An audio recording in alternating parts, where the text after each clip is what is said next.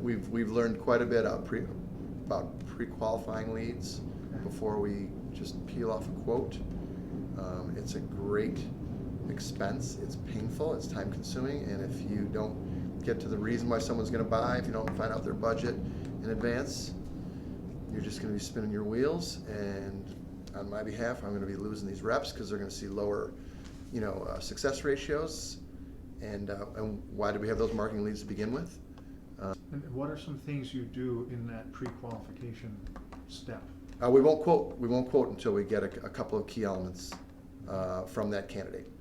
And there's a couple of good questions that our friend John Hurth has taught us about determining whether they're shopping or they're just using you for a price to go back to their pals or just fulfilling an obligation and then probably going back to a resource that they already are comfortable with.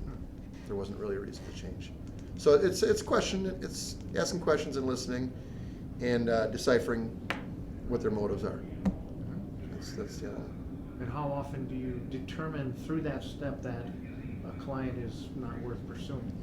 Well, I'll tell you what, the start is you look at leads. We get a lot of leads that come in for our website. You look at it and you email them or leave them a voicemail. Said, hey, we're a perfect match. Thanks for calling.